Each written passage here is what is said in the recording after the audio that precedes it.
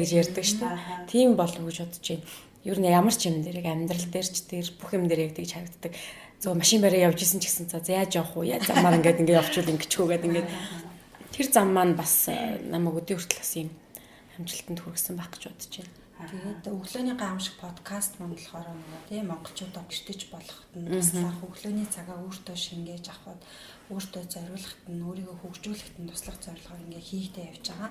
Тэгээд чи өөрийгөө ер нь эртэж хүн гэж хэлж чадах уу? Хүн болгонд 24 цаг байдаг. Тэр 24 цагийг хэр үр дүнтэй яаж өнгөрөж байгаа гэдгээс шалтгаалж энэ амжилт гэдэг зүйл байд юм болов уу гэж бодож байгаа. Надад бол яг үнэндээ 24 цаг хүрэлцдэг байхгүй.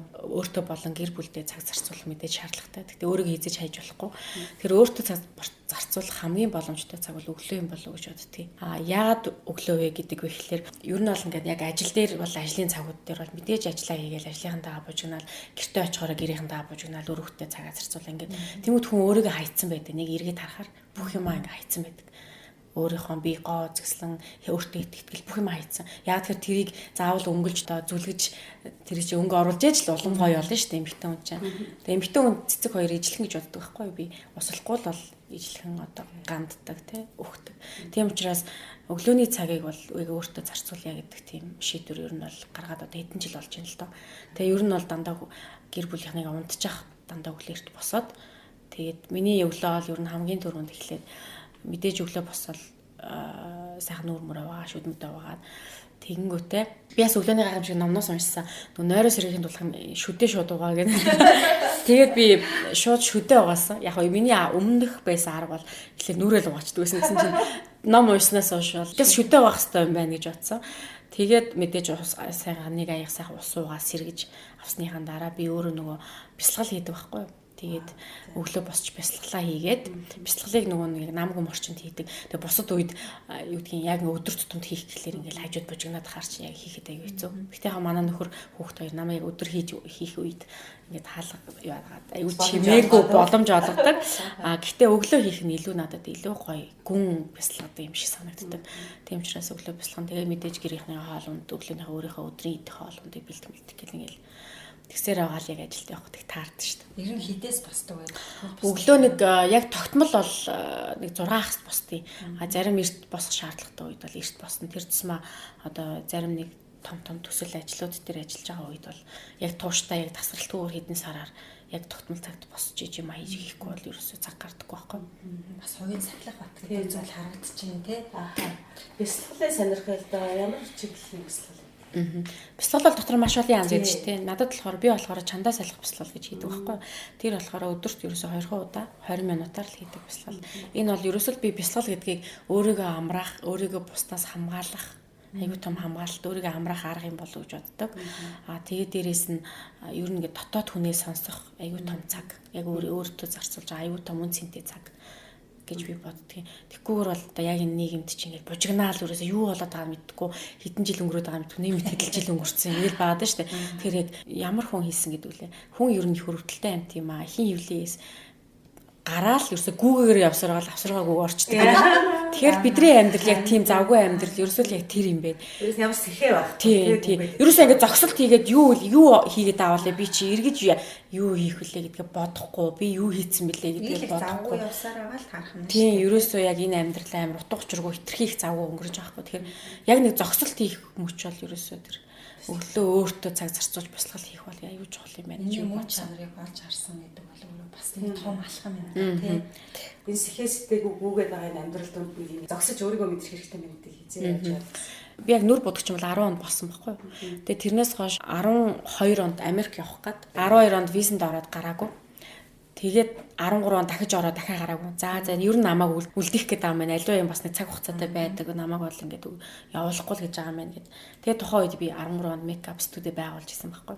Студи байгуулаад ингээд завгүй ажилласаар 13, 14, 15 хүртэл ингээд яг юм галзуу юм шиг ажилласан байхгүй. Америк визэнд орсон чинь болохоор 2012 оноос юм байна тийм ээ. 12 онд ороод гараагүй. 13 онд ороод гараагүй. Ягаад гэвэл би тэнд Cinema Makeup School гэдэг Холливуудын алдартай тийм гоё сургуульд сурах гэжсэн байхгүй юу. Тэгээд сурах аюу том зорилго байсан. Тэгтээ надад түүх үед мөнгө байгаагүй. Тэг яах гад ч орж исэн бүү мэд. Хэрвээ гарцсан бол ил аргалаад явах гэж исэн юм уу бүү мэд. Юу ч гэсэн л орж үзсэн. Тэгээд гараагүй. Гэтэ яг гараагүй гэдэг надад бас аюу том боломж. өсөн болов гэж бодож байна. Боломж. Тий. Заримдаа юу бүтлгүүтнэ гэдэг чинь цаанаа бүтчихэд гэж байна шүү дээ. Тийм шүү дээ. Тэгээд би 13 он мейкап студио байгуулчихсан. Тэгээд тэрнээс хойш яг 3 жил яг ингэ галзуу юм шиг ажилласан. Өглөө өдрөө орой хоол нойр бүх юма умартан ажилласан. Тэр үеийг маань хөрөөр хятад сурч байсан байхгүй юу? Тэгээд би ч хүүхдээ харах шаардлагатай, ажиллах шаардлагатай, өөрийгөө тэжих хэрэгтэй, өөр хүүхдээ тэжих хэрэгтэй. Тэгээд бол байгаад байдаг. тийм тэгээд бүр яг үнэндээ бол би амар их завгүй ажилдахдаа хүүхдээ бүр үнэхээр бас одоо айгүй харамсдаг. Хүүхдээ цэцэрлэгээс хамгийн сүүлд авдаг байсан. 9 цагт авдаг. 12 цагт авдаг шөнийн. Жижигүүртэй ганцаархан миний хүү үлдсэн. Сууж яадаг байсан. Цонхоор нь харахлаар бүр амар өрөвднө. Тухайн үед би бодсон байхгүй. Яг тэр үед ингээд хүүхдээ харчаад би яах гэж ингээд хүүхдээ ийм орой болтол ингэж үлдээгээд явж байгаа байлээ. Ерөөсөө л миний хийж байгаа амжилттай байхгүй бол би энэ их юм золиослж те ингэж явж байгаа учраас ерөөсөө би яасан ч гэсэн амжилтанд хүрэх ёстой, үр дүн гаргах ёстой гэж бодож ирсэн. Наруми гэдэг нэр чи одоо чиний гэрээ нэр үү, багын нэр үү, эсвэл чиний бүтээсэн үг үү?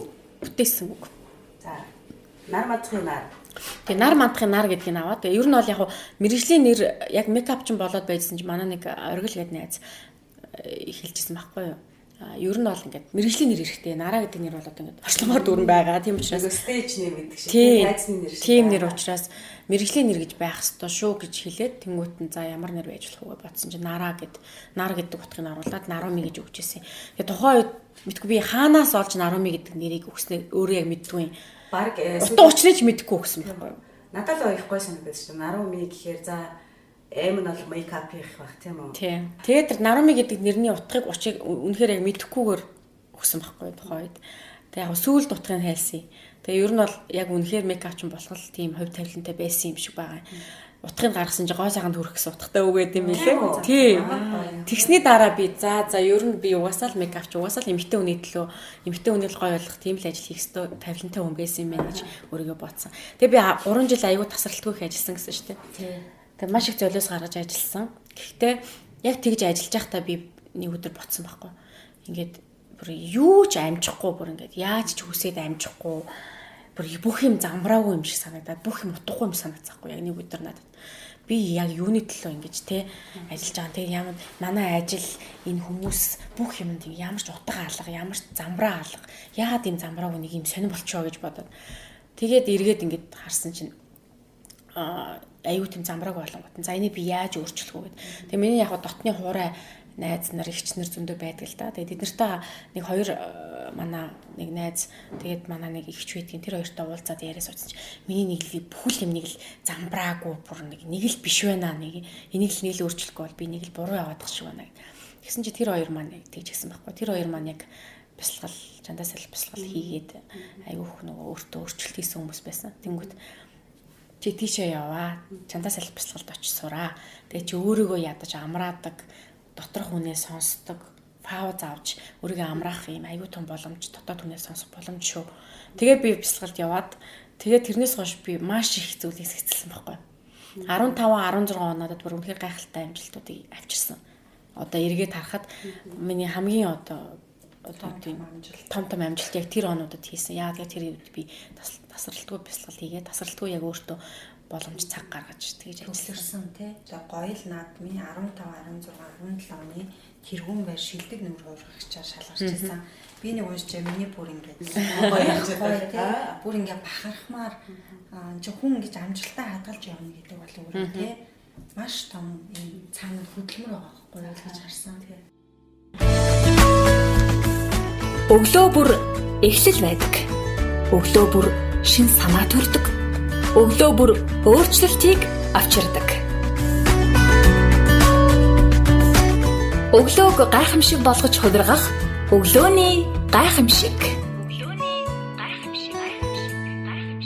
Дээр нь амьдралтаа баримтлагдаг зарчим байна уу? Би урд нь бол ингээл ажил амьдрал бүх юмыг холддог байсан байгаа байхгүй юу. Одоо бол ингээд яг тус нь ингээд байлгадаг болчиход байгаа. Нэгдүгээр ажил бол ажил, амьдрал бол амьдрал гэдэг байдлаар заагалдаг болж байгаа. Миний ерөн баримтлагдаг зарчим юу гэхээр хүнд нэг тусалж чансан гэсэн нэг тийм надад юу байдаг. Тэгээд хүнд худлаа ярьчихгүйгээр яаж нэг зөв явах вэ тий? Тэр тэгээд мэдээж ахмад үе эцэг их тий хамаатан садан тэр хүмүүстэй яаж нэг ачлалтаа явах вэ? Тусдаа дэмтэй явах вэ гэж боддог. Ер нь миний нэг гурван зарчим бол энэ л байна. Хүмүүстэй нөгөө ингээд одоо зүгээр нэг наацах юм дээр л хүний хандлага харагддаг. Одоо цаг товлоход тэгээ мессеж өчгээд хариулж байгаа байдал, хурдтай байдал гэл. Тэгэхэд яг ингээд надад мэдрэгдсэн баггүй. Тэгэхээр бас нэг бидний бас чиглээд байгаа нэг хандлага илүү нэг зөвхт байна уу да гэж мэдэрсэн. Тийм. 2020 он гарчлаа. Хүүхэд байхад 2020 он их хол санагддаг гэсэн чамд ч гэсэн тийм юм уу? Гэтэл гарчлаа. За одоо жишээлбэл ширээн дээр нүүр бодолд урлаг гэдэг асар том гоё бүтээл шүү дээ. 2019 оны ер нь хамгийн том одоо үнцэн гэж хэлж болох уу? Болно. Энэ ном бүр 17 оноос эхэлсэн. 17 оны 6 сард анх нүүр бодолд урлаг гэдэг одоо нүүр бодлын хөтөж номоо эхлүүлээ гэдэг санаа маань эхлээд 17 оны 6 сард яг бүх ажил нь эхэлсэн байхгүй. Одоо хамтарч ажил брэндүүдтэйгээ холбогдоод албан бичгүүд нь яваад гэрэг контрактаа хийгээд төлөвлөгөөнүүд нь гараад бага бүрдүүлээд тэ хинээр редактор хийх үү, хинээр номынхаа их бэлтгэлийг хийх үү гэж ирсэн гэл бүх юм зохион байгуулалтыг хийгээд эхэлж ирсэн. Тэгээ одоо нэг 2 жил хагасын хугацаанд яг хийгдээд сая 19 оны 11 сарын 23-нд нээлттэй хийсэн. Өөртөө саяхан шүү дээ. Тэрсээ саяхан одоо нээлттэй хийгээд удаагүй байна. Гэтэ үнэхээр нөгөө хүлээлтээс давсан үр дүн байна гэж харж байна. Хүлээлтээс давсан үр дүнд чи хав шүү дээ гэрлээ. Итгэлтэй хэлж чадчих. Тийм, номоор хэлж хэлээ. Тийм. Яагаад гэхээр бид нар нөгөө манай маркетинг багийнхан урьдчилан захиалга авъя гэж ер нь хэр их хүн сонирхож байна. Эхлээд нэг тест маягаар урьдчилан захиалга авч үзье. Тэгээд нөгөө өөрөө ном маань 89 сая төгрөг үнэтэй. Тэгээд 69 сая урьдчилж авч үзье хэд бол ер нь хүмүүс хараачгүй гар дээрээ бариачгүй номондоо ер нь мөнгө урьдчилж хийдэм үү яа харъя гэд. Тэгээд тухайн үед үзэж хахад 69 сая төгрөгөөр урьдчилан захиалга авч эхлэхэд зөвөр өдөрт 30-30-аараа мөнгө орчихсон байхгүй юу? Бүр 10 20 30 хүндэл мөнгө хийгээл итгэл би болсон. Тэгэхээр би бол бас энэ олон жилтэй энэ бүсгүүчүүдийн хандлага юм хийсэн. Энэ үр дүн маань одоо л гарч ийн. Дээрээс нь маш олон хүмүүсийн итгэл бүсгүүчүүдийн итгэл байгаа байхгүй. Тэгээ надад итгэж байгаа итгэл. Тэгээд би хараад манайх урьдчилан захиалга 150 үнээр урьдчилан захиалга авсан. Хүн 69 сая төгрөгийг зөв зүгээр юу ч хараагүй аваагүй гар дээрээ авч үзээчгүйгээр 169 сая төгрөг хийн гэдэг бол төсөөллөөрөө төлж байгаа байхгүй. Тэгээ надад тэр итгэсэн тэр олон жилийн бүх итгэлийг тэрнгээр харав.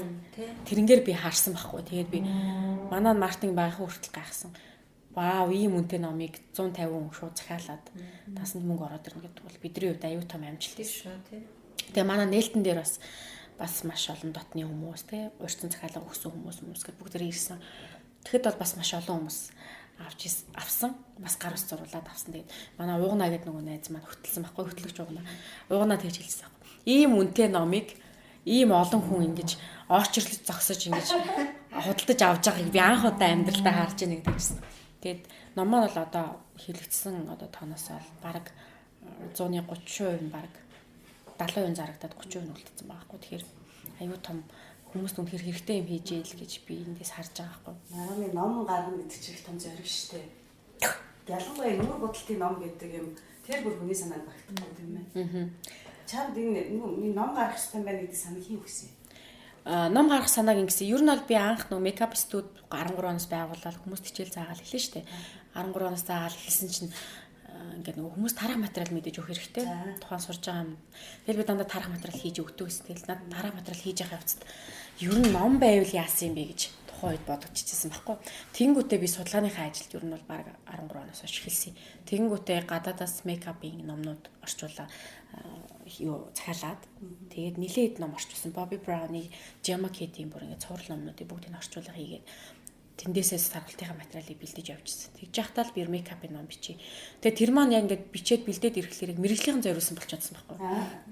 Тэнгүүт үгүй юм байна. Юу нийт эмэгтэйчүүд ер нь их нүүр бодох проблемтэй байд юм байна. Эднэрийг бас гэртээ суугаад одоо хүүхдээ харж байгаа ээжүүд те эсвэл хөдөө орон нутагт байгаа эсвэл гадаад байгаа хүмүүс чинь яг тэр болгон ингээ мейкапын сургалтанд суугаад ээж чадахгүй тий хүнээр бодуулаад ээж чадахгүй тэгээд нэг бодуулахад ямар үнэтэй илээ нэг сургалтанд суугаад ямар үнэтэй илээ тий тэгээд нэг номноос ер нь бүх мэдээллийг авчих боломжтой юм байна.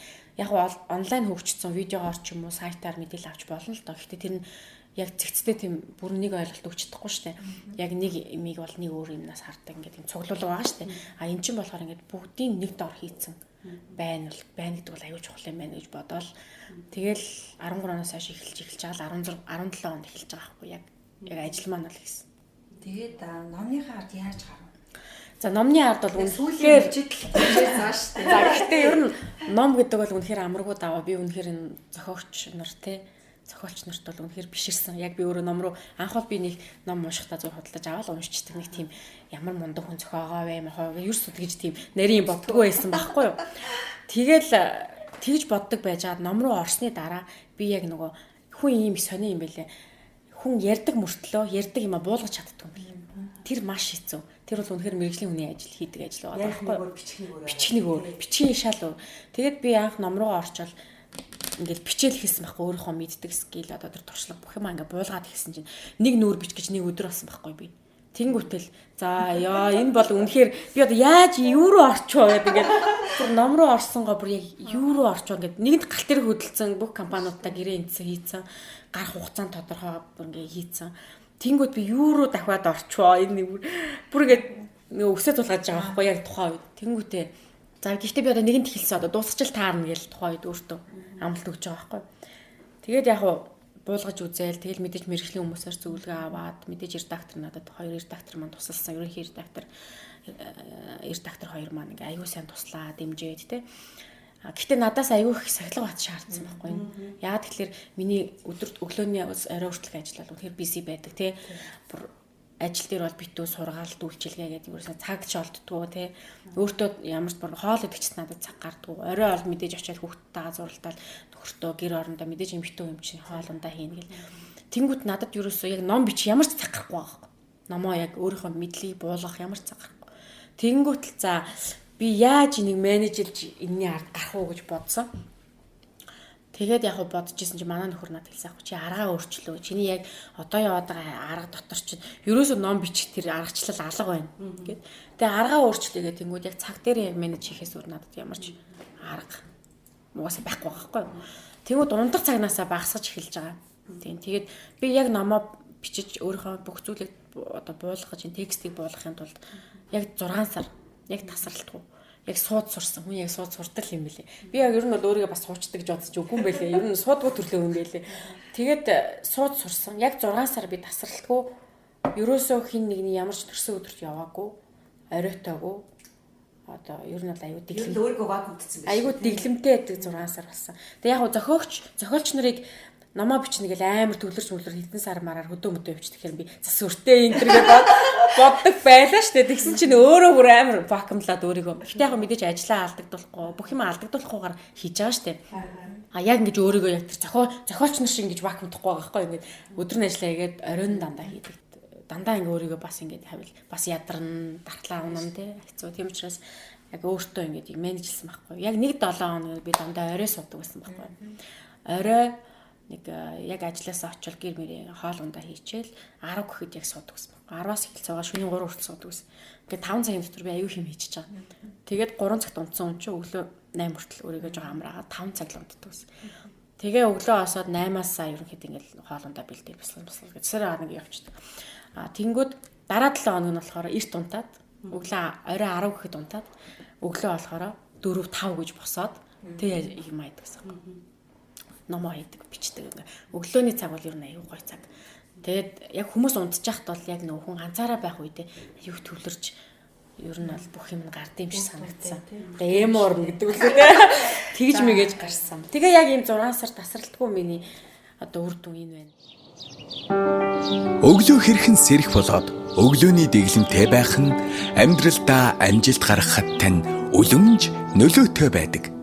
Зорилготой бүтээмжтэй, амжилттай өглөө нь зорилготой, бүтээмжтэй, амжилттай өдрийг бий болгодог бөгөөд амжилттай амьдралыг цогцлоодог. Өглөөний гайхамшиг подкаст. Тэр эхэлж явах үеийн нар мандах гэдэг хүн өнөөдрийн нар мандах гэдэг хоёр хүний хооронд ямар ийм ялгаатай зүйлүүд байна вэ? Яг ажлын арга барил бол арай шал өөр болсон миний. Мэдээж 7 жил хийсэн учраас бизнес гэж юу нэг ямар утгатай юм. Бизнесийн утга учирыг ойлгож байгаа. Тэгээ дээрэс нь бизнесийг юу ямар зарчмаар хийдгийг, алсын хараагаа яаж харах юм, эрхэм зорилгоо яаж тодорхойлох юм те.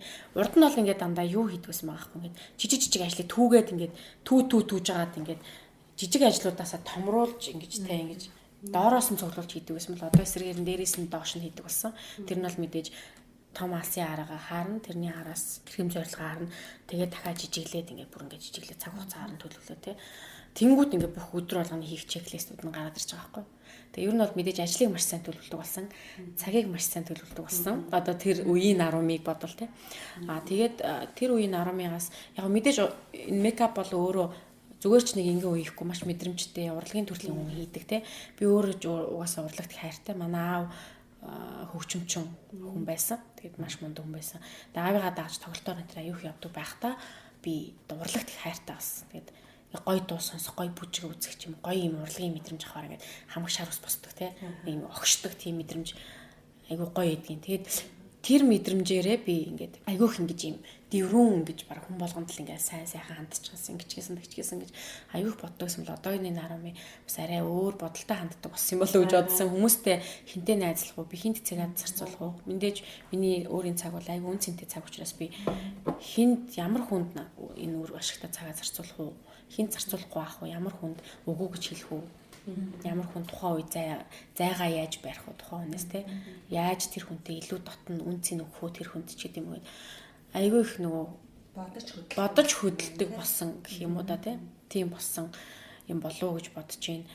За тэгээ яг мэдээж амьдралыг харах үнцөг те тэр жоохон буур суурьтай болсон юм уу те юмд нэг юм илүү нухацтай хандаж ингэж цаа дутуу учрыг гаргаж ирэх гэж айгүй ухдаг болсон юм уу. Тийм л болсон доо. Ер нь энэ бизнесийн 7 жил нүүр бодог гэдэг зүйлийг ганцхан нүүр бодолтоос гадна айгүй олон юм суралцсан. Тэрэлмаг дээр өмнө байгаа номон дээр нүүр бодол бол урлаг гэдэг нүүр бодолтой хөтөч номон дээр энэ ном бол бүхэлдээ нэг 23 төрлийн нүүр бодолтой.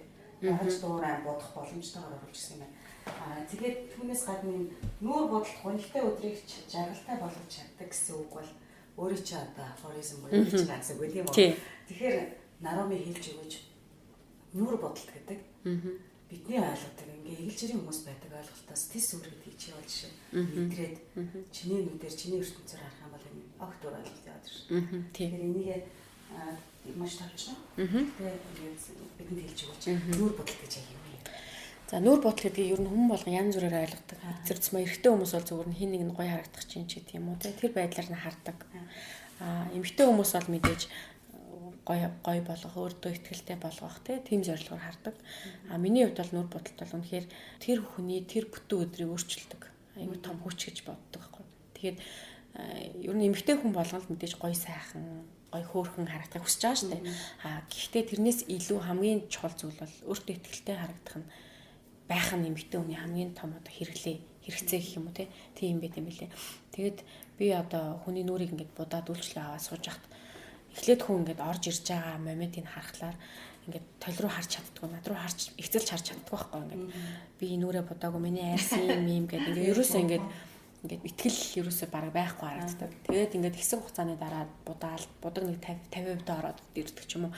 Тэр үед ингээд за талын тартаа гэдэг тэнгууд ингээд бүр ингээд амар маягтай хардаг. Марцсан бүр ингээд хуурч хардаг Тэнгүү тэрийг харах мэдрэмж надад амар кайф. Бүр зүгээр хүнээс мөнгө авч будахаас ч илүү кайф байхгүй юу? Тэр бол илүү одоо миний ажлаасаа авч байгаа одоо мэдрэмж гэх юм уу тэр зүйл.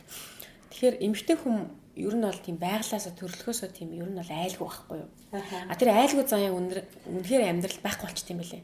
Ингээл өөр хүүхд ажилладаг эмэгтэй хүн ч баг эрэгтэй хүн шүглчдэг бүр нэг юм нухлагдаад бүр нэг юм өөрийгөө ч мартцсан бүр нэг тийм сонирн болцсон байдаг шүү дээ.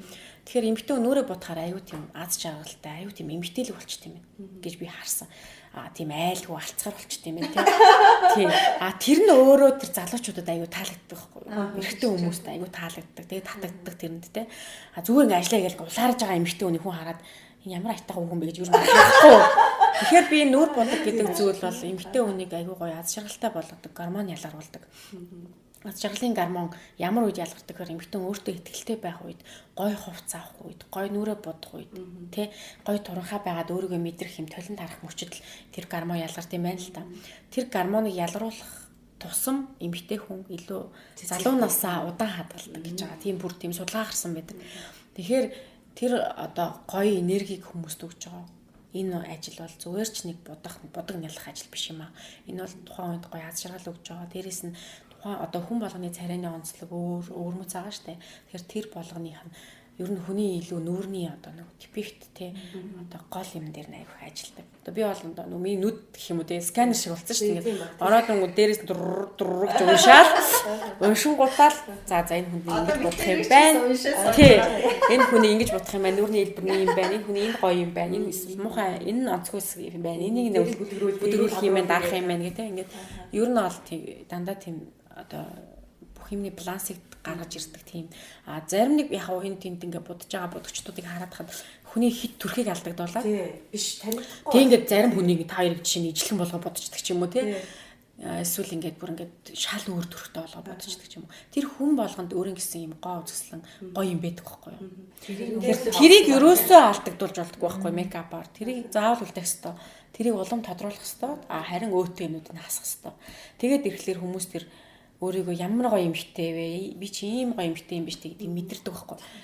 Тэгэж мэдрэх мөч өөрийгөө мэдэрсэн эмхтэй хүн бол аюул олон өөрчлөлт хийж чадна өөртөө. Нүүр бодолтын цаана ерөөсөө л өөртөө ихтэй байдал авч жаргал маш том зүйл явж байна л гэдэг. Тийм зүгээр л нэг будаг нялах биш байхгүй. Энэ бол бүр маш том философи явж байгаа хөө хайдлт нь. Жишээлбэл давхраатай нүд гоё. Өтгөн хүмүүсээ гоё. Хөвсөн ойлголтууд байна шүү. Одоо хүртэл хадгалагдаж байгаа. Одоо бид цагаан царай бол гоё. Гоё уралтай сэтгэл муугаа ч юм уу тий. Тэгэхээр яг энэ гоё сайхан гэдгийг ойлголтыг жишээ нь бодох юм уу гэж боддог. Ер нь бол гэхдээ хүн болгонд ингээд өөд толб нөсөө 9 жор юмнууд байдаг штэ. А гэхдээ надад ингэж боддог. Яг тэр хүний өөрт нь тохирох донж гэж юм байдаг байхгүй. Яг тэр нь л таарч ивэл бүх юм гоё байж болно, муухайч гэж болно. Жишээ нь сих бол цогор сих бол яад муухай гэж гоё штэ. А гэхдээ одоо жишээ нь толб нөсөө бол мэдээж муухай. Тийм үү? Тэрийг бол заавал даалгах хэрэгтэй. А гоё юм зүйл байдаг. Одоо чинь бидний жоохон байхад чинь ногоонууд зэхэр нүдтэй хүмүүс яг муур тэгээд шоолдог байлаа шүү дээ. Гэтэл одоо яаж ийн тэр нүд чинь модонд орж штэ. Жишээ нь линз тийм нүдтэй болгонд линз зүүж юм те.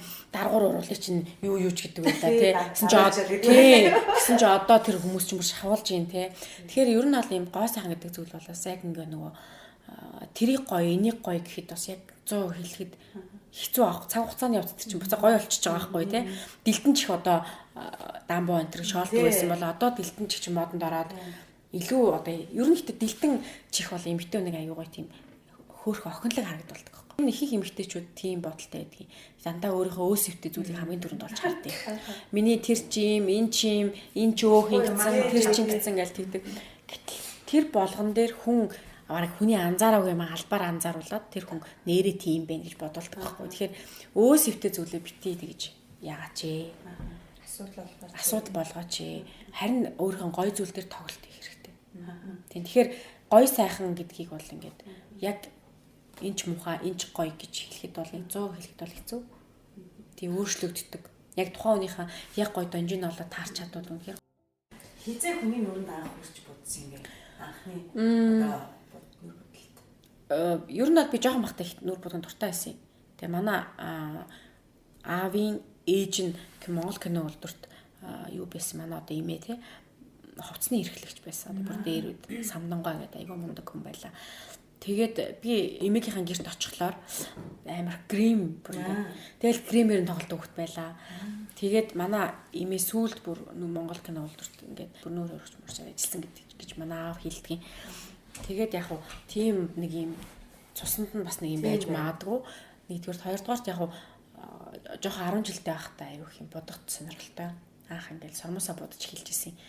Тэгээ оюутан байхасаа л юу нэг бодож эхэлсэн юм байна да бараг л хүмүүсийг бүгдийг боддог гэсэн. Тэгээ нэг өөр будаад байна гэдгийг яаж мэдсэн? Хоёрдугаар курсаасаа бараг бодож эхэлсэн үү? Бодож эхлээл 3 4 дэх курстаа баг ангийнхнаа бүгдийг боддог болсон. Шинэ жил ямар нэг арга хэмжээгээр өссөн ингээд цуулгаж аваад бүгдийг боддог тийм юм. Тухайн үед бол гэрээс өдөр мөдөр гэдэг ойлголт байхгүй. Зөвөр л айгу мэдрэмжээрээ боддог байсан байхгүй.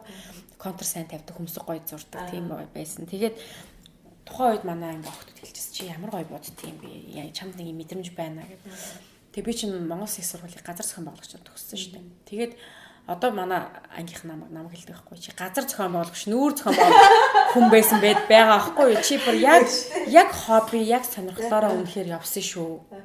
Тэгээд үнэхээр амжилттай явж байгаа. Тэгээд манай одоо тэр ангийнхан ч гэсэн аюу их дэмждэг байхгүй. Тухайн үед би тэдийг будаад үеэл даа гэл гуйдаг байсан чи тэд нар одоо буцаагаад гуйдаг байсан гэдэг. тэгдэг басна. Тэгээд яг нүүр бодно гэдэг бол үнэхээр нөө миний сонирхол хобби учраас яг бодож байхдаа би амар аз жаргалтай байдаг. Тэр будгийнхаа ажлыг хийж явахдаа ингээд адреналин ялгаруулад байдаг байхгүй юу. Тэгээд хэдэн цаг ч өнгөрснийг мэдэхгүй. Би яг нэг өдөрт одоо шинжилгээр жишээ нь 10 20 хүн будаад тасралтгүй зогсдог тийм. Нуруу маань өвцөн хөлмө үдсэн ч гэсэн тэгэл дуртай ажиллаа хийсэн учраас ингээл дуусаа сууж байхдаа аюу гоё байдаг. Яагаад тэр олон эмэгтэйчүүдийг би тэр оройжон аюу хаппи байлгаж байгаа шүү дээ тий. Ямар гоё өөртөө ихтэй 10 20 хүн байгаа бол тий. Тэгээд дээрэс нь олон ирчүүдийн тэр одоо харцыг булаагаад тий. Тэгээ эмэгтэй хүний чинь гоё мэдрэмжлээд шүү дээ. Ингээд гоё нэг царай мутаачсан царайлагч самаг үнийг залуу сонирхоод ч юм уу тий. Ингээд тэр нь таалагдаад анхаарад ингээд ирэхээр ингээд харахад ингээд дургу юм шиг мөртлөө дотроо яг дуртай л байдаг байхгүй тий. Дотроо ингээд нэг гоё мэдрэмж тэр шимхтэй өнгөдгийн мэдрэх мэдрэмж шүү дээ тий. Ингээд хин нэг гүйж хин нэг хайхарж ийн хин нэгний ингээд хайрыг булаагаад ингээд бүр ингээд нүд салахгүй байх гэдэг чинь ингээд гоё мэдрэмж үсттэй. Гаднаа хичээд байгаа мөр дотроо л ингээд аюу дуртай байгаад байдаг шүү дээ. Тэгэхээр тэр мэдрэмжийг аюу олон эмхтэн одоо аваасаа бас тэрнээсээ гоё яцгал аваасаа гэж боддог болохоор мэдгүй би ингээд мэрэгчлэр аюу бахархдаг шүү дээ гоё. Сандар мандар гэсэн бол одоо ард туцарсан байна. Гайгүй, ер нь гайгүй. Анх дөнгөж нүүр будагч болж байхад бол салгандаг байлаа. Тэгээд тэрс олны тэнэлмэл хүн бодохоор бүр салганаа хамаг хөлс цуваад л тэгдэг байсан. Одоо л яг тэгэл миний нөгөө өрцөг харах өнцөг өөрчлөгдсөн байхгүй юу. Дээр үед бол жоохон одоо байхад те хэлж байгаа дөнгөж нүүр бодож эхэлж олны тэнэлмэл үлж зүгээр яанаа энэ бүр өөр хүн гэж боддог байсан байхгүй. Одоо бол миний өнцөг бол арга Монголын бүхэл хүний бодож үзлээ. Бүхэл одоо урлагийнхны бодож үзлээ гэж хацаад чи ижлэгийн хүнштэй л гэж бодчихлоо бүх юм ингийн болчихдог байхгүй. Адилхан айрс шүү дээ гэдэг. Адилхан айрс, адилхан хүнштэй, адилхан проблем байгаа энэ хүмүүст гэдэг. Тэгээд бодчихлоо бүх юм ингийн болчихж байгаа байхгүй. Тэгээд гэтээ надад хамгийн их тод үлдсэн нэг мэдрэмж өгдөө сараагч байхгүй. Би сараагчийг бодож исэн 13 онд л бодож исэн нэг NTV гэдэг нэг телевиз дээр нөгөө урлагийнхныг аюух тэр телевизийн нэвтрүүлэгч болгож молгоод нэг хэсэг явсан юм аа. Тэгэхэд сараагчийг бид эфирийн бодолд очиж хийдэг байхгүй. Тэгээд сараагч тухайн үед ирээд өглөө нэлээд дөнгөж өглөө өөрөөр байсан да босцсон байж байгаа те би сараагчтай очиж бодоод тэгсэн чинь сараагч намайг чи буруу бодож байна. Чи намайг ингээ эфирт гарах гэж яахт ингээд айгуу сонир юм бүлцэн болгочлоо. Ийм болчлоо, тийм болчлоо. Тэгээ тухайн үед бол миний бол анх сурсан мэдсэн тэр туршлагаар л бодож байгаа шүү дээ. Тэр нь болохоор би бол эфирт бол мэдээж хүн гялалцж болохгүй тий. Ер нь бол дандаа мат төрлийн мэрэгэл ингээ тэр байдлаар нь бодож яг ном журмынхан давал будсан. Гэтэ сараагч бол намайг аюу голсон байхгүй. Чисто бодож чаддгүй хөхтэй юм байна гэд өөрийнхөө бахан бутаа гарч ирж өөрөө нэмж юм. Тэгээ бодсон. Тэгээд тухайн үед яг надад аюу хэцүү байсан. Тэгэл тэрний дараа би 16 онд яг Москвад яг би одоо Монгол Орсын хамтарсан 95 жилийн арга хэмжээнд нүүр будах гадар фэшн шоун дээр ажиллах гэж очсон юмсан. Тэгэхээр сараагч бас тэр дуулах гэж очсон байлээ. Тэгээд сараагчтай тааралддаг байхгүй юу? Тэгээд сараагч надад бодвол нэг намайг таних нэг таниач байгаа юм шиг танихгүй байгаа юм шиг сайн мэдэхгүй байсан. Тэгээд би нүрээ мэдээ бодогч байгаа юм бодуулчих гэдэхгүй юу? Тэгээд би сараагчийг бодсон чинь сараагч ингэ бодуулж байгаа даа гинт хүчийн нэр намайг бодчихсан хүн байна те гэдэг байхгүй юу? Тийм гэдгсэн чинь NTV дээр нэрээ бодчихсан 13 онд нэрээ чи намайг бодож исэн юм те. Их чи нэг тэн дээр нэг аюу муухай онцгой зан гаргасан байлээ. Яг чамаар бодуулсны дараа би эфирт ороод ингээд харсан чи яг чиний бодсон зүг байсан юм байлээ гэд. Нөгөө тэгээд тэрний дараа тэгээд тэр бодуулсныхаа дараа гэж сах надад чи 13 оноос хойш яг 16 оны хооронд 3 жилийн дотор ямар мундаг болоо вэ? Ямар их сайжраа вэ? Чиний бүр тууштай зан их чинь бүр үнэхээр бахархаж чинь хүндэтгэж чинь гэдэг. Тэгээ тэрний дараа би ирээд сараагчийн тоглолтын дээр ажиллажсэн байхгүй. Яг тэрний дараахан манай сараагч тоглолтод ажилласан. Нөгөө гунаад бутраад болчихсон яг уу тий. Одоо жишээ чи юу гэдэг гэл тий. Тийм. Гэтэ ер нь бол би бодд юм уу? Надад тийм боли гэсэн үе баг нэг гарч байгаагүй. Гэтэ яг манай гэр бүлийн байдлаас манай би нүүр бодогч болж эхлэхэд манай нөхөр жоохон эсэргүүцчихсэн байхгүй юу. Тэгэхэд л нэг жоохон нөхрийн эсэргүүцэл ингээл хамт байгаа хүн чинь эсэргүүцэд хараа аюу хэцүү шүү дээ. Байнгын хэрүүл, байнгын муудалцаа энэ төр үйл ойлголцол гарах гэдэг. Тэр л хэцүү байсан. Тэгээ нөхрийгөө хүлээн зөвшөөрүүлж чадсан. Тэрнээс хойш тэгэл аанда тэгэл юм чинь гоё явж байгаа юм чи. Зүгээр ингээд дэмжээ зүгээр ингээд хоёр дахин үсэл үржээл бүр ингээд далаацаараа ингээд явчихж байгаа байхгүй юу. Өглөөний гайхамшиг подкаст. Залуу эмэгтэйчүүд, ээжүүдэд зориулаад ирнэ гэр бүлийн харилцаан дээрээ тий. Үгүй яаж хандах хэвээр болоо тэр өөрийнхөө бас нэг туршлага авалцуул. Би чи ер нь их тийм омглон нэг юм хэрсүү ер нь бүх юмыг ингээ өөрөө багасаа юм айлын ганц зүгт болохоор бүх юмыг ганцаараа хийгээд багасаа ингээл юм зардаг байлаа. Тэгээд ийм хэрс байхгүй гэд бүх юмад бие даагаад ингээ өөрөө мөнгө дөрөв зарцуулаад ингээ тийм хүүхд болохоор нөхөртөө болоод ингээ ирэнгүүт чи ингээ аюу хүл ойлцол гарна шүү дээ. Тэнгүүд би ингэж боддог сахгүй нөхөртөөгөө ингээ ер нь яхаараа нөхөр илүү идэг надаас. Гэт ингээ ан ман үзэлцдэг байсан байхгүй ингээ ер нь эмхтэн уу яхаар илүү иж болтгүй ингээд ингээ тэгдэг байсан чинь одоо бол миний бодол арай өөрчлөгдсөн. Айл гэрийн одоо эр нөхөр хань ноён нуруу шал өөр идэм байх тий. Тэгээд ч эрэгтэй хүнийг ер нь ингээ дахин шүтээд байх тусмаа л эмэгтэй хүн гоё болоод идэм байх гэж би ер нь бол жорыг олсон. Анх бол ингээ өрсөлдөөл хэрэлдээд ингээ тэгдэг байсан. Тэгээ айгүйх тийм би даасан эмэгтэй байхыг хичээдэг байсан бол одоо бол ингээ нөхрийгөө онгоргоол одоо нэг айхтар аргатай болчих жоохгүй. Эрэгтэй хүний чинь ингээл онгоргоол миний ань чинь юм шүү. Миний арь чи гоё хоол идэн шүү гэж хоолоо илгээд. Миний анчны юм шүү тийм шүү гээл ингээл ах тусам тэд чинь ингээд аягүй хөрх хүүхчиг. Тэгэл бидний чи юм хийж өгөөл өмнөр орж хийгээл өмнөр нь орж хийгээл би гээл ингээл хийгээд талаар эмхтэн нөгөө өөрх аста амьдралын бүх ачааг өөртөө өөрөөл. Тэгэл өөрөө ядраал дууст юм бэл. Тэгэхээр их тийм эмхтэн хүний тийм залтай байх хэрэгтэй юм шиг байгаа. Одоо нэг юм өргөө дааж чадах ч байсан чадахгүй юм шиг царайлах ч юм уу тийм тодорхой хэмжээний жүжиглэлт бас байж ээж энэ амьдралын чинь юм яваасыг тааруулах болчиход байгаа байхгүй юу? Гэхдээ бол цаана мэдээж чин сэтгэлийн хайр явж байгаа тийм. Хайр бол байгаа. Гэхдээ тэр нөгөө одоо Монгол эмэгтэйчүүдийг хараад байхад ихэнх нь би дайраад гэж баг ингээд амьдралынхаа бүх юмыг өөрөө хийдэг шүү дээ тий. Тэгэхээр эрэгтэй хүн гэдэг нөгөө итгэлийн алд. Дээрээс нь эрэгтэй хүний ноён нуруу тэр өөртөө итгэл алдагдчихгууд чинь гэр бүлийн хооронд тийм баланс шууд алдагдчих тийм бэл. Тэгээд нөгөө хоорондын харилцаа сонирн болоод нөгөө гой халуун дулаан юм чинь байхгүй болоод тэгээд нөгөө гэр бүл салалт аюу бол юм чинь тийм нас болдог. Тэгээ эмэгтэй хүн хитрхэд юм иршүүд болчихлоор нөгөө эмэгтэйг нөгөө гой адреналин нөгөө хараад хайр үрдэг юм алга болчихгоор чинь эрэгтэй хүн бол мэдээж эрэгтэй хүн шүү дээ. Өөр нэг хинэг хайн те. Эннээс болж аюух гэр бүл салт үүсдэг юм болов. Тэгвэл эмэгтэй хүн эмэгтэйлгээр байгаад гэвэл ер нь бол нэг хэмиг тийм хүн бол гарахгүй байх гэж бодоод байгаа шүү дээ. Дэлхийн нэгэн томын тэмцээнд 16 онд хүрэл медаль авчихсан мөлий.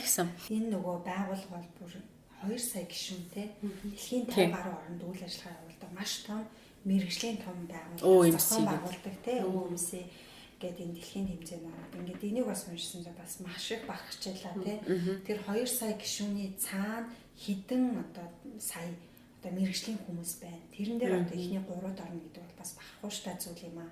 Тэгэхээр чиний хувьд бол ингээд байн хүсэл гаргаж өөрийгөө хөгжүүлдэг хүн байна л да. Тэгэхээр яаж өөрийгөө хөгжүүлэх вэ? Тэр тэмцээн бол OMC гэдэг аюу том одоо алтартай тэмцээн одоо холбоо байхгүй юу. Тэгээд 60 жилийн түүх мөхтэй тийм холбоо. Тэгээд тэрэнд бол яг мэдээж Монголоос аюу олон баг хам толон явж одоо багийн амжилтаараа бид нар яасан байхгүй одоо надаас гадна 2 мейкап артист бид 3 нийлээд баг болоод тэгээд ажиллаад бид нар хурим болоод тайсан нүр бодолтоор хүртэл медаль хүртсэн. Тэгээд яг миний нэг юм бодол юм байдгийн тогтмол ус өмхирдэг гэдэг шиг хүн хизээч яг нэг байранда байж болохгүй гэж боддог. Маргааш миний одоо өнөөдрөөс илүү өнгөлөг байх хэрэгтэй, илүү агтсан байх хэрэгтэй гэж миний зүгээр нэг боддог философи гэх юм тийм байдаг. Тийм болохоор би 2 жил тутамд яг суралцдаг байхгүй. Би анх 2010 онд сурсан шүү дээ, Монголд сурсан. Тэрний дараа би 2012 онд Америкийн нэг онлайн сургалтанд сурсан. Тэр нь болохоор сандж нөгөө Америкийн виз гарахгүй явж чадахгүй шарандаа заавал онлайн сургалт, заавал Америкт сурна гэж онлайн сургалтанд сурч исэн. Тэгээ 14 онд би Германы Кирлион гэдэг брэнд гэдэг тэрний дэргэдэх одоо special effect-ийн тийм сургалтанд суужсэн. 16 онд би одоо Оросын алтартай Нанара Брисена гэдэг маш алтартай багш байдаг. Тэр багшийн мастер класст нь бүр Казахстан руу баян үйлгээр нисчихэд тухайн үед нь Астана руу шууд нисдэг онгоц байхгүй. Тэгээ бүр 16 оны 1 сард тэмцээнд орохын өмнөх юм байна. 1 сард баян үйлгээр нисээ баян үйлгээс цаашаа Астана руу Starix гэдэг машинтай 2 өдөр нэг талдаа 2 өдөр буцалтаа 2 өдөр өвлийн хүүхдүүд хасах 39 градусын хөөтөнд те том ирсдэг. Тэгж гаргаж тэгж тэр хүн дээр очиж сурч ирсэн байхгүй. Тэр хүн тэгээд дэлхийн орнуудаар ингээ аялаа сургалтыг явдаг бүр аюу мундаг. Тэгээ бүр ингээ дэлхийн одоо 18 удаа алтан медаль. Одоо миний тэр орсон тэмцээний 18 удаа алтан медаль авсан бүр тийм хөвшин хүн байхгүй 60-д настай. Тэгээ тэр хүний сургалтанд очиж 16 онд суусан. За тэгээ нэг гайхалтай юм нь юу байсан бэ? Нэг 12 13 онд явчихсан сургуультай 18 онд явсан. Тэгээ би ерөөсө тууштай байж агаад л одоо байсны үр дүн гарсан. 17 оны 12 сард ингээд нөхөртөөгөө бүх юма ярьдаг байхгүй бот хоёр ингээд ер нь нээлттэй ингээд ингүүл тэгвэл зүгээр юм шүү гэл ингээд ер нь тэгэл бүх л хамт байх бүх мөчтэй ярьдаг байхгүй. Тэгээд орондоо ороод хөвтөж явахдаа би бодож ирсэн. Хараа би ингээд энэ сургуульд сурах гэжсэн чи мэдчихээ 12 13 онд виз гараагүй. Одоо л ягаад чи миний явчвал нэг явчаар юм шиг санагдаад мэдрэмж төрөөд ах юм гэсэн чинь хэрвээ чи тэгж бодож ивэл тэгээд миний хараа визэнд ороод үзэхгүй. Тэгээ би визнийхаа материалыг 18 он 1 сараас ашиглах хөөцөлтөө сургууль руугаа IT-г бүглэвэл те урдлага ирж мэрэл. Тэгээ 4 сард визэнд орсон. Гэсэн чи визний нөгөө нэг консул мэдээж Америкийн виз чи амар хатуу юм чи бүх юм судалсан байгаа ш тэр хүний те өмнө яаж ийжсэн гэдэг. Тэгээд надаас асуудаг байхгүй. Чи өмнө орж исэн байх яагаад гараагүй? Тэгээд тэр үеийн байдлаас одоогийн байдлыг хэр өөрчлөгдсөн гэж асуусан байхгүй. Тэгээд тэд нар чинь угаасаа миний бүх юм мэдчихаа. Тэгээд энэ нэстэ тууштай таварч байна. Бүр энийг яг явуулахгүй болохгүй гэж бодсон баг л та. Тэгэж асуугаад тэнгид тухайн үед мэдээж хариулсан. Би яг мейкап студиэр мейкапын чиглэлээр явах гэжсэн. Тэгээд тухайн үед та нар ингээд надад виз гаргаж өгөөгүй. Тэгээд би одоо л ингээд энэ чиглэлээр яг тэр сургууль сурах хэвээрээ миний хүсэл эрмэлзэл хэвээрээ байгаа. Гэхдээ одоо миний одоо үеийн байдал бол өөр болсон. Би мейкап студи байгуулсан, тий, салоноо байгуулсан гэсэн гэдэг. Тэгсэн чинь шууд зургийг үзье гэж байгаа байхгүй. Тэгээ зургаа үзүүлээ. Тэгсэн нөгөөдөл чинь окей би дэмжмээр байна. Тэгээ энэ чиглэлээр Монголоос анх удаа явж байгаа хүн юм байна. Тэгээ чи хурж ирээд миний нүрийг бодож өгөөрэй гэдэг аяа хошигноод байгаа байхгүй юу? Консул нь аяа хөөрхөө. Тэгээд би Америкийн виз даруулаад явсан. Тэгээд тэр сургуулийг би бүр үнэхээр нэвч судалсан байсан. Бүх захиарал одоо баг бүх ажилтны таньдаг болсон заяа. Тэгээ бүгдэнтэй нэг одоо Ли Жуниор гэдэг хүнтэй бүр ингээд чатлдаг байсан. Тэгсэн чинь намайг оцсон чи Ли Жуниор гэдэг хүн таньсан гэж бодохгүй. Чи нөгөө нэг над руу бичээд идэг охин байж тээ гэж таньсан шүү дээ бүр айгүй. Тэгээд үнэхээр тэр сургуультай би явж чадсан. Тэндээ бүр амар бахалтай. Тэгээ би Холливуудын алдартай Cinema Makeup School гэдэг сургуулийн prosthetic makeup гэдэг одоо хиймэл арьсаар хамар одоо чих ирүү мөрөө хийдэг тийм сургуульд сурчаад ирсэн. Тийм Монголоос нэг 2 хүн сурсан байт юм билээ. Нэг нь Америкт байдаг одоо мейкап артист гэдэг оноос сурсан. Тэгээ би сурсан. За 2 жил тутамдаа ингээ мэргэжлийн акцаа ингээ гадаад дотоодны сургалтын явд өдөр тутамдаа яаж өрөө хурцлалтэй юм. За өдөр тутамд бол мэдээж ном уншина. Тэгээ сүүлийн үеийн орчин үеийн дэвшилтэй технологи гой аппликейшнуд байна. Бидний энэ утсан дотор бүх юм байна штэ. Тэгэхээр энийг л ухаалаг хуцаалаа сайн ашиглаад байвал тэгээ сурчин дөө. Тэгээ би бол яг ном бол уншдаг. Гэтэ би номыг ингээд барин 50 уншдаг яг ингээд нэг дуусгах чи гэж боддгоо ингээд яг юм юу юм дээ ингээд яг цаг заваараа дээрэс нэг тухайн моментд надад хэрэг болсон үед хайж олж уншдаг байхгүй яг тэрний талаар чинь аль номон дээр байгаа талаа гарчгуудыг уншиж байгаа яг хэрэгтэй юм а түүж уншдаг тэгж уншдаг хүн яг өөрийгөө хөгжүүлэх талын юм бол дандаа аппликейшнээс дандаа өөрийн мэдээлэл авдаг тийм аппликейшнуд байдаг тэдрээсээ авч байнгын уншиж мэдэж цаг үетэйгээ ер нь бол нийлүүлж ажиллах хэрэгтэй. Интернет байхад бол хоцордно гэж бол байхгүй шүү дээ. Тэрийгэ байгаад тэрийгэ аюу сайн туршиж хийж үзээд хичээгээд ивэл суралцсан. Тэгээд сүүлийн үед тэгэл суралцах хүсэх юмнууд ер нь уламд ихсэл байна. Би тэгэхээр жил ирсэн сурах юм өсөд идэм шүү. Тэгээ үйлчлүүлэгчдээсээ бас нэлээд суралцж байгаа бах тий. Тийм шүү дээ. Одоо манай тийм бодолдог аюу олон бизнес эмэгтэйчүүд байдаг. Тэдрээс маш их зүйлийг бодож явах явцдаа тэдрээс аюух ноу хав гэж сонсож сурдаг. Тэгээд аюух зөвлөгөө авдаг. Тэд нар бол бидний надад мөнгө төлж бодулж байгаа ч гэсэн мөртлөө надад өнгөө зөвлөгөө өгöd байгаа байхгүй. Тийм тэгээд аюух ментор хэлэгдэг тэдрээр. Тийм тэгээд яг ийм проблем гараад байна. Энэ үед та нар яаж шийддэг юм? Ер нь яаж хийжсэн гэдэг. Тэр хүмүүс чинь мэдээж туулсан амьдрал тэ тэр туршлага аюу их мэдлэг байгаа. Тэгээд тэрийг аюух харж. Тэгээ ер нь бол би одоо энэ амжилтаа явж байгаа залуучууд ч тэр бүсгүүчүүд ч тэр бүх хүний ингээд харахтаа ер нь үнэхээр аюу хүнэлдэг тэ хүн болгоны туулах зам юм сурах арга барил өөр байдаг штэ. Тэгэхээр өөрийнхөө арга барилыг хүн олох нь аюу чухал юм. Тэрийг нэг хөвшил зуршил болгоно гэдэг л аюу чухал юм байна гэж би миний үед бодоод байна. Тэр нэг одоо ингээ мейкап хийж байгаа бас өнгөлөг явж байгаа хүмүүс зөндөө байгаа тий. Тэгвэл тэднээс юугаараа ялгарч чамруу ингэж Монголын бас нэр төртэй хүмүүс ирж үзүүлээд байна. Чи юугаараа тэднийг татдаг гэж өөрөө боддог вэ? За миний бодол болохоор би яг мэдээж тухайн одоо хүнийг яг нэгийн янзаар боддог байхгүй. Миний нэг тийм одоо онцлог гэх юм уу тий. Би яг тухайн момент тэр хүн яг яах гэж байгаа гэдгийг аюул их асуудаг. Яг хинтээ уулзах гэж байгаа. Яг ямар ажил хийх гэж байгаа, бизнесийн уулзалт хийх гэж байгаа юм уу, тий эсвэл гэрээ контракт хийх гэж байгаа юм уу, эсвэл ямар нэг үйлчлэгт очих гэж байгаа юм, эсвэл болцоонд очих гэж байгаа юм уу, тий. Ингээд яг ямар моментоос шалтгаалж яаж бодох вэ гэдэг чинь төрхөн хүртэл өөр болдог байхгүй төрхүүдийн. Одоо чинь ангийн уулзалт 10 жилийнхний ангийн уулзалт гэж болдог шүү дээ. 20 30 жилийн уулзалт гэдэг. Тэрэн дээр бол юм хүн юу харддаг вэ гэхээр ангийнхныг ямар гоё залуухан байна вэ гэж хардаг байхгүй юу? Гэтэл залуухан болгож боддог тий. Одоо эрэгтэй хүнтэй уулзах гэж байгаа бол яаж гоё илүү эмэгтэйлэг гоё хүнийг татах тийм болгож бодох уу? Ажил хэргийн уулзалт ямар нэгэн гэрээ контракт хийх гэж нөлөөлөх гэж байгаа бол тий. итгэлтэй харагдвал яаж өөртөө итгэлтэй яг юм хүчрэх эмэгтэй болгож харагдуулах уу гэдэг юм да. Гих мэтчлэн ингээд янз бүрээр боддог гэдгээр нэгдүгürt яг онцлог гэж боддог. Хоёрдугаарт миний би хизээч төрхийг алдагдуулж боддоггүй хүний. Төрхийг алдагдуулахгүйгээр тэгж боддоггүй миний нэг онцлог тийм ээ. Би эмэгтэй хүнийг эмэгтэйлэгч шанараа ерөөс алдагдуулж боддоггүй гэсэн үг тийм. Тэгдэг. Тэгээ яг мэдээж нөгөө хүний юм нөгөө энерги тааран тарахгүй гэж байдаг шүү дээ. Миний ирж өөрчлөлт хүмүүс бол ер нь дандаа тайп нэгтэй хүмүүс байдаг. Тэгээд угаасаа энерги яг таарахгүй хүмүүс мэддэг байхгүй орж ирэл бодуулаад бодож яхад л ингээд нэг би тавгүй болчдөг гэсэн үг тийм. Яагаад тэгэхээр ингээд хоёр эмэгтэй хүн ингээд хоорондоо би бодож байгаа нөгөө бодуулж айгүй ойрхон байгаа. Тэгээ хүний аавра ингээд нэг гэрлэн бүхүүлч нэг метр хавцаа байдаг гэдэг юм л шүү дээ. Ингээд тойроод ингээд гарын юм шиг тийм. Тэнгүүд тэр хоёр хүн одоо миний энерги тэрний энерги хоёр ингээд нийлчихэж байгаа байхгүй юу. Тэгэхээр ингээд зохицолдохгүй хүмүүс чинь ингээд зохицолцоод идэг. Тэгэхээр өөрөө ирэхгүй тэр хүн надаа юу чи юм уу хийгээгүй мөртлөө надаа мэдрэмж төрдөг.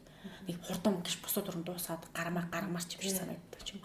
Зарим хүнийг бол будаал ингээд гоё юм яриад байгаад байгаа мэр ч юм шиг. Тэгээд адлаар удаашруулаад. Тийм тэгээд тэр бол илүү бас нөлөөлт юм болов уу гэж бодсон. Тэгээ би ер нь бодож байгаа хүндээ аюух нөгөө зөвлөгөө өгөөд те ингээд гоё дотоод тэр хүний мөн чанар тэр ертөнцийн үзлийн аюу сайн ойлгох нь надад аюуж болдог. Ганцхан бодхоос гад. За мундаг байна. Бүтэн цаг ярьчлаа хэдүүлээ. Тэгээд өглөөний гайхамшиг подкастын сонсогчдын ер нь дийлэх юм эмэгтэйчүүд байдаг. Тэр эмэгтэйчүүдийн манай үстэй жинхэнэ олдс тийм ээ болж байгаа лөө. Ягаад гэвэл Нарумигийн нэг чэстгэлийн зөвлөгөө яг бодит туулаад гарсан туршилт. Энэ үнэ цэнтэй одоо сургамж туршлагыг сонсно гэдэг. Тэгээд өнөөдрийн подкаст өндөрлөө тийм ээ. Тэгээд бүсгүүчүүдтэй би яг нөгөө хандаж бас юу зөвлөмөр байна. Тэрийн асуугаад тийм бас ингээ хараад хүн эмзэглээ явж идэг штэ. Манай Монгол эмэгтэйчүүд нэг ингэчээсээ тэгээд тийм зүйл байна. Тэрийг хитэж тэр зөвлөгөөгөөр подкаст өндөрлөө. За би ингэж боддог юм. Ер нь эмэгтэй хүний дотор маш том хүч байгаа. Бүх эмэгтэйчүүд байгаа. Тэр чинь Монгол эмэгтэйчүүд бүр үнэхээр хүчрэх байхгүй. Тэрийг аюу сайн өнгөлөөд бас хүсэж мөрөөдөж байгаа тэр мөрөөдлөө ажил болгоод тий зориг болгоод тэгээд ингээд явж чадвал юм чадахгүй байхгүй ч боддог. Тэгээд сүүлийн үеийн одоо эмэгтэйчүүд аюу мундаг болж шин тий ингээл бизнес удирдаар явж байгаа эмэгтэйчүүдийг харахад хүртэл үнэхээр хүчрэхэг мундаг байна. IQ сайтай байгаа тийм. Тэгээд би одоо энийг харахад бодож байгаа. Ер нь эмэгтэй хүний аюу сан дэмжиж өнгөлөөд тэгээд та өөртөө цаг зарцуулаад тий тодорхой хэмжээнд өөрийнхөө одоо тэр ертөнцийг бий болгохын тулд өөртөө аюух цаг зарцуул өөртөө л ажиллах хэрэгтэй гэж боддог. Би бол өрсөлдөгч гэхээс илүү хүн өөртөө л ажиллах, өөртөө л өрсөлдөх ёстой гэж боддог. Тэр чинь өглөө босхол үнэхээр өөртөө өрсөлдөх аюу том өрсөлдөө шүү дээ. Сэргүүлгээ унтраан босно, дахиж сэрнэ буцаж унтан дээ. Тэгэл энэ болгоны цаана бол ингээд өөртөө л ажиллах байгаа байхгүй. Тэгэхээр эмэгтэй хүн өөртөө ажиллаж чадвал юу ч бүтээж чадна гэж би боддог. Тэгээд эмэгтэй хүнийг өөртөө ихтэй байлгах дээр л цаг зарцуулаасай. Тэгээ эмэгтэй хүн цэцэг